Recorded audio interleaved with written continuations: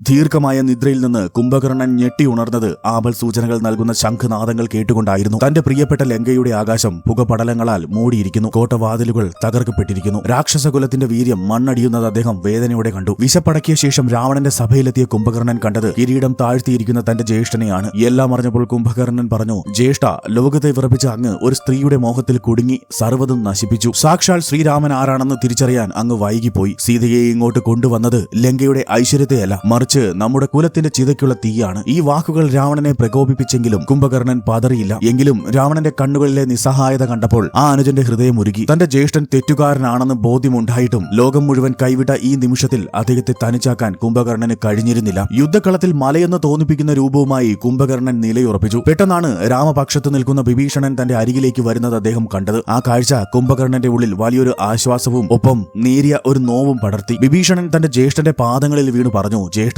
ഇനിയും വൈകിയിട്ടില്ല. രാമപാദങ്ങളിൽ ശരണം പ്രാപിക്കൂ, ലങ്കയെ രക്ഷിക്കൂ. കുംഭകർണൻ വിഭീഷണനെ പിടിച്ചെഴുന്നേൽപ്പിച്ചു. എന്നിട്ട് അദ്ദേഹം പറഞ്ഞു, വിഭീഷണ, നീ ചെയ്തത് ശരി. അധർമ്മം നശിക്കുമ്പോൾ നമ്മുടെ വംശത്തിന്റെ വിളക്ക് അണയാതിരിക്കാൻ നീ വേണം. നീ ലങ്കയുടെ ഭാവി രാജാവാകുമെന്ന് ഞാൻ കരുതുന്നു. നിനക്ക് രാമന്റെ തണലുണ്ട്, അതിനാൽ എനിക്ക് നിന്റെ കാര്യത്തിൽ പേടിയില്ല. പക്ഷേ എന്റെ കാര്യം അതല്ല. ജ്യേഷ്ഠനായ രാവണൻ എന്നെ ഊട്ടി വളർത്തിയത് ഈ ഒരു ദിവസത്തിന് വേണ്ടിയാണ്. അദ്ദേഹം തെറ്റുകാരനായിരിക്കാം, പക്ഷേ ഈ ആപത്തിൽ അദ്ദേഹത്തെ തള്ളി പറയാൻ എനിക്ക് കഴിയുകയില്ല. എനിക്ക് മരണം ഉറപ്പാണ്, അത് ഞാൻ സ്വീകരിക്കുന്നു. വിഭീഷണനെ മടക്കി അയച്ച ശേഷം കുംഭകർണൻ ഒരു പ്രളയകാല മേഘത്തെ പോലെ യുദ്ധക്കളത്തിലേക്ക് ആഞ്ഞെടുത്തു. ഓരോ ചുവടിലും ഭൂമി വിറകൊണ്ടു. കുംഭകർണന്റെ ഗർജനം വാനരപ്പടയുടെ ഹൃദയത്തിൽ ഭയമുണ്ടാക്കി. എന്നാൽ വാനരപ്പട ഭയന്നോടുമ്പോൾ ആ കൊടുങ്കാറ്റിന് മുന്നിൽ ഹിമാലയം പോലെ അചഞ്ചലനായി പ്രഭു ശ്രീരാമൻ പ്രത്യക്ഷപ്പെട്ടു. പ്രഭു ശ്രീരാമന്റെ ദിവ്യമായ തേജസ്സിൽ കുംഭകർണന്റെ ഉള്ളിലെ അസുരഭാവങ്ങൾ അലിഞ്ഞില്ലാതായി. ആ പുഞ്ചിരിയിൽ കുംഭകർണൻ തന്റെ സാക്ഷാൽ നാഥനെ, അതായത് മഹാവിഷ്ണുവിനെ തിരിച്ചറിഞ്ഞു. ആ തിരിച്ചറിവിൽ കുംഭകർണന്റെ മനസ്സിലൂടെ ഒരു മഹാപ്രവാഹം പോലെ കഴിഞ്ഞ ജന്മങ്ങൾ കടന്നുപോയി. ജയവിജയന്മാർ വൈകുണ്ഠത്തിന്റെ വാതിക്കൽ ഭഗവാനെ സേവിച്ചു നിന്നിരുന്ന ആ പഴയ കാലം. വരാഹമൂർത്തിയായും നരസിംഹമായും അവതരിച്ച് തന്നെയും തന്റെ ജ്യേഷ്ഠനായ രാവണനെയും മോചിപ്പിക്കാൻ